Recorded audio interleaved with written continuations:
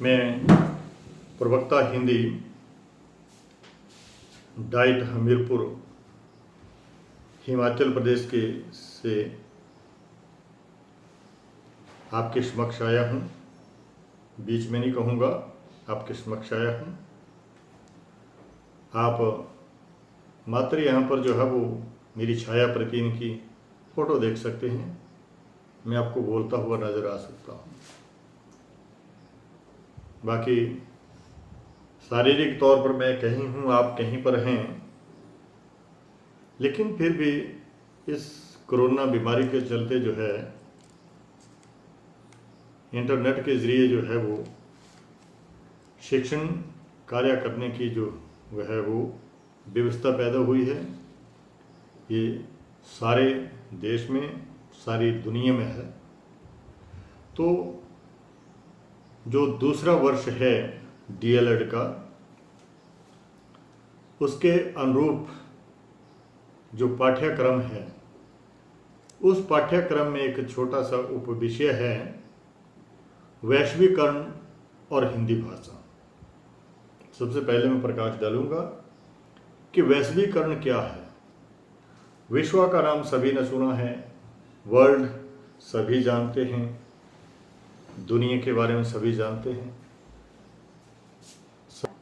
हाँ, तो द्वितीय वर्ष के लिए जो वैश्वीकरण है और जो हिंदी भाषा है, इस पर आधारित एक छोटा सा उपविषय है, छोटा सा प्रश्न है। इसके बारे में जो है वो मैं पाठ्यक्रम के अनुसार जो है विचार साझा करूंगा। सबसे पहले वैश्वीकरण मीन्स जो हमारी हिंदी है उसका दुनिया में कितना वजूद है, कितना अस्तित्व है, कितनी वक़्त है उसकी, कितने लोग जो हैं हिंदी बोलते हैं।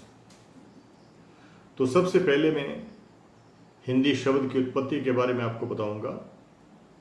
हिंदी शब्द का प्रयोग सर्वप्रथम अल-बेरूनी की 11वीं शती में अल-ए-हिंद नामक में हिंदी शब्द मिला है। और जो ये हिंदी शब्द निकला है तो जो हमारी सिंधु नदी है इसके नाम पे निकला है। सिंधु नदी से भारत की तरफ वाला जो क्षेत्र है उसको सिंध प्रांत बोलते हैं। वास्तव में फारसी में जो आपस में से संबंध है, कोरिलेशन है, सो और हो का है। वहाँ पर शो बोलते हैं, हमारे यहाँ पर हो बोलते हैं।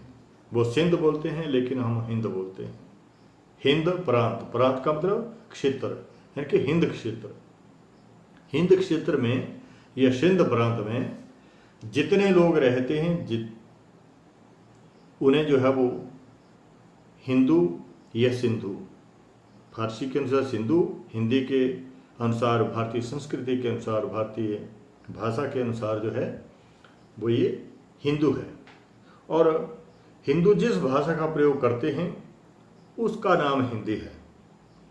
हिंदी हमारे इन उत्तरी पूर्वी राज्यों में जो है वो ज़्यादा प्रचलित है, ज़्यादा जो है वो ये बोलचाल में प्रयुक्त की जाती है। अब मैं आपको बताऊं कि ये जो हिंदी शब्द की उत्पत्ति है, हिंदू हैं, हिंदी हैं, इनका प्रयोग जो है क्यों सारे देश में नहीं हो पाता है। मैं आपको बताना चाहूँगा कि जब हमारा देश आज़ाद हुआ, आज़ाद होने के उपरांत जो है सबसे बड़ी समस्या आई कि किसे राजभाषा चुना जाए। आज़ादी से पहले जितनी भी भाषाएं थी, जितने भी नेता थे, वो अधिकतर अंग्रेज राज के अधीन होने के कारण अंग्रेजी का प्रयोग करते थे। बेशक हिंदी भाषी क्षेत्र ज़्यादा है, हिंदी भाषी लोग ज़्यादा हैं, लेकिन अंग्रेज राज के कारण जो है जो राजकीय कार्य थे वो सारे के सारे जो है अंग्रेजी में हुआ करते थे। अब राजकीय कार्य, शासकीय कार्य, जो कार्यालयों की भाषा है, कार्यालयों में जो काम है, वो सारे का सारा अंग्रेजी में होता था। अब इस समस्या के कारण, अंग्रेजी में हुए कार्य के कारण जो है, हिंदी के लिए सबसे बड़ी समस्या आ गई कि इसको कैसे जो है वो राजभाषा बनाया जाए।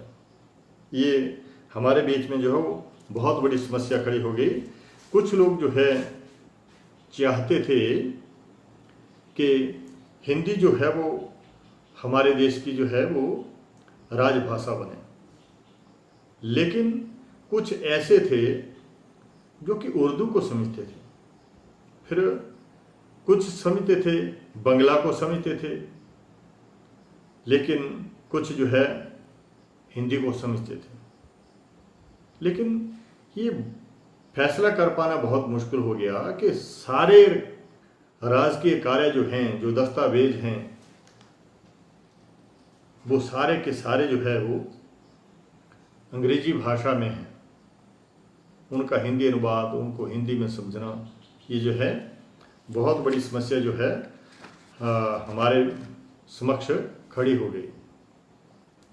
तो इन बातों को, राजकीय कार्य जो कि अंग्रेजी में थे, उनको मद्देनजर रखते हुए ये निर्णय लिया गया, फैसला लिया गया कि जब तक हिंदी में कार्यालय से संबंधित तकनीकी शिक्षा से संबंधित जो शब्दावली है वो पूर्ण नहीं हो जाती है, तब तक को जो है अंग्रेजी को ही राजभाषा रहने दी जाए। लगभग जो है 10 वर्षों तक की जो है वो अवधि तय की गई थी कि इतने समय तक जो है हिंदी जो है वो अपने आप को विकसित कर लेगी। जो राजकीय कार्य हैं, जो राजकीय दस्तावेज में हैं, उनको हिंदी में अनुदित कर लिया जाएगा। लेकिन लगभग आज तक जो है वो ऐसा नहीं हो पाया है। आज भी जो है अंग्रेजी के कारण हिंदी अपने ही देश में जो है वो पराई बन के रहे। पराई इनके सौतन के कारण अंग्रेजी को जो है वो हिंदी की सौतन माना जाता है। अब मैं आपको बताऊं कि उत्तरी भारत में हिमाचल है, हरियाणा है, दिल्ली है, राजस्थान है, उत्तर प्रदेश है, मध्य प्रदेश है, छत्तीसगढ़, फिर बिहार है, झारखंड है। इन बड़े बड़े राज्यों में जो है हिंदी भाषा का प्रचलन था, आज भी है, उस वक्त भी था। फिर इन राज्यों के साथ लगती सीमा में जो बसने वाले लोग हैं वो भी हिंदी समझते हैं, लेकिन उन प्रांतीय भाषाओं के कारण जो है उन प्रांतों की भाषा हिंदी नहीं समझ जाती। जैसे उड़ीसा के साथ जो है वो पश्चिमी बंगाल है निकटवर्ती, बिहार है, मध्य प्रदेश है, तो इन सीमाओं के साथ लगते जो लोग हैं वो हिंदी को समझते हैं। इसी तरह आगे से आगे इसका प्रचार प्रसार होने के कारण, राष्ट्रीय भाषा होने के कारण जो है हिंदी जो है एक संपर्क भाषा का काम कर रही है। कॉन्टैक्ट लैंग्वेज, 9 राज्य गिनाए मैंने, 9 राज्यों के साथ लगती सीमा। जैसे हमारा यहाँ का हिमाचल है, हिमाचल के साथ जो लगता राज्य है वो पंजाब है। पंजाब में जो है पंजाबी प्रांतीय भाषा है, पंजाब प्रांत की भाषा है, पंजाब राज्य की भाषा है, लेकिन लगभग 80% से भी ज़्यादा लोग जो है, हो सकता है कि 90 से भी ज़्यादा हों, हिंदी को अच्छी तरह जो है समझ लेते हैं। पंजाबी में फ़र्क है कि वो थोड़ा फर्राटे के साथ, गति के साथ, फर्राटे के साथ जो है गति के साथ बोली जाती है। उसमें जो है वो हमारे यहाँ के लोग कई बातें नहीं समझ पाते हैं, लेकिन जो पंजाब के रहने वाले हैं, पंजाबी लोग हैं, वो हिंदी भाषा को अच्छी तरह समझ लेते हैं, वो समझ जाते हैं हमारी भाषा को। हमें कई बार जो है वो दिक्कत आ जाती है। इसी प्रकार जो है राजस्थान के साथ लगता गुजरात है, वहाँ गुजराती है, तो जो सीमा के साथ लगते हैं ये बहुत सारे गुजराती जो वो हिंदी को समझ लेते हैं, लेकिन गुजराती समझने में हिंदी भाषियों को जो है वो थोड़ा दिक्कत आती है। ये कारण है, इन्हीं कारणों से जो है हिंदी आज तक जो वो पूर्ण रूप से जो है वो राजभाषा नहीं बन सकी है। इनके राजकीय कारण इसका प्रयोग नहीं हो सका है। वैसे हिंदी जो है ये अपने आप में भी एक बहुत विस्तृत भाषा है, इसका क्षेत्र बहुत बड़ा है। इसके बोलने वाले अर्थात हिंदी भाषी बहुत ज़्यादा है, लगभग जो है 40, 50, 60 करोड़ लोग जो हैं वो हिंदी को समझने बोलने वाले हैं, और इससे भी ज़्यादा लोग 1 अरब के आसपास तो ऐसे लोग हैं जो कि हिंदी को समझ लेते हैं लेकिन लिख नहीं पाते हैं। तो ये हिंदी का जो है भारतवर्ष में क्षेत्र है। अपने ही देश में, अपने ही देश की जो अन्य भाषाएं हैं, जो प्रांतीय भाषाओं हैं, उनके कारण जो है वो हिंदी हमारे यहाँ पराई बनी हुई है। और दूसरा, राजकीय कार्य में अंग्रेजी में होने के कारण भी जो है वो हिंदी पूर्ण रूप से जो है वो राजभाषा नहीं बन सकी है। फिर मैं आगे आपके साथ जो इसका वैश्वीकरण है, यानी कि भारत से बाहर जो इसका प्रचलन है, उसके बारे में जो वो विचार व्यक्त कर रहा हूँ। तो भारत से बाहर जैसे पाकिस्तान में जो है वो कुछ लोग हिंदी को समझते हैं, लेकिन वहाँ पर अरबी फारसी भाषा का प्रचलन है। निकटवर्ती की बात करूँ, श्रीलंका में, फिर भूटान में, नेपाल में, बांग्लादेश में भी लोग जो है वो हिंदी को समझ लेते हैं। इसके साथ साथ जो है वो अन्य लगभग 15 ऐसे देश हैं जहाँ पर जो है हिंदी के बोलने वाले काफ़ी ज़्यादा हैं।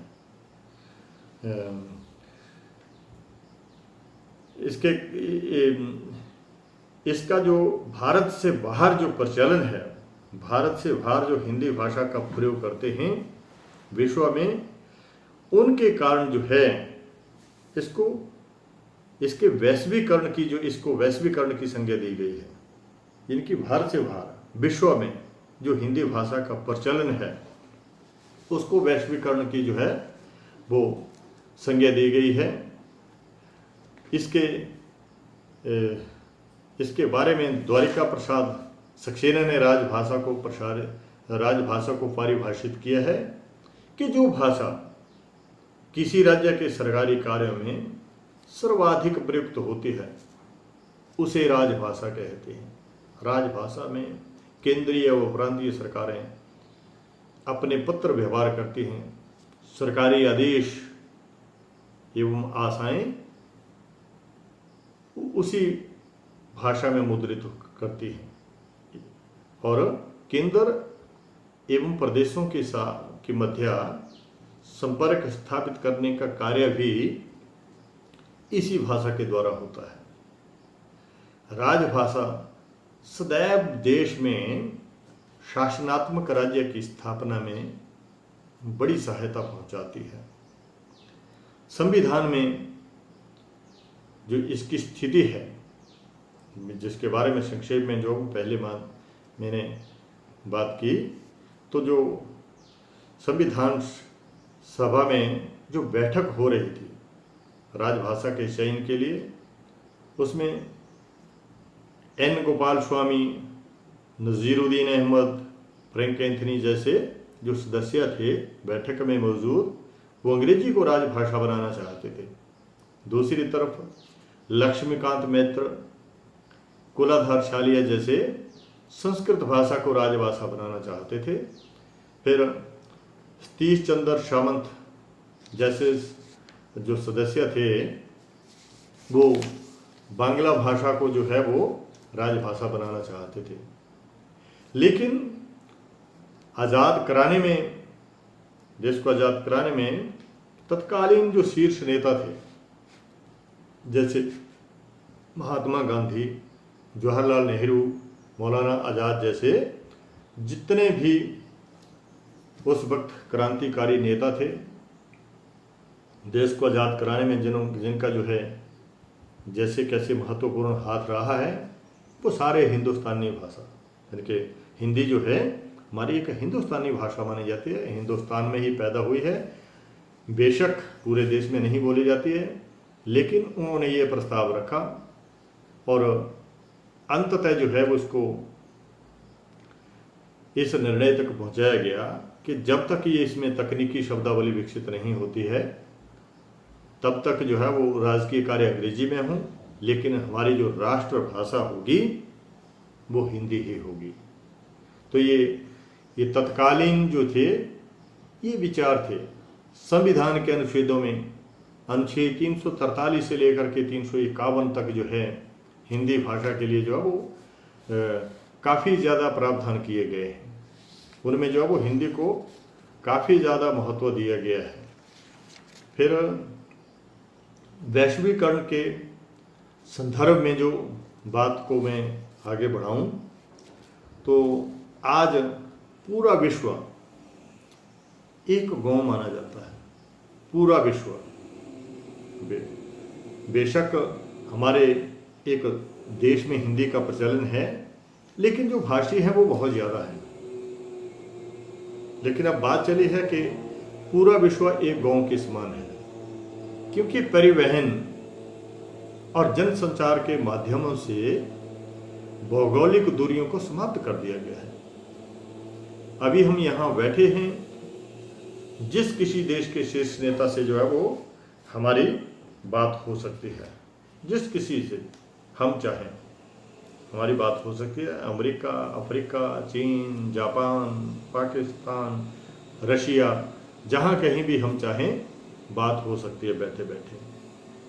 तो इस इंटरनेट के माध्यम से ये संभव है, जिसके हर इसको जो है एक गांव की संज्ञा दी गई है, जबकि एक गांव में जो है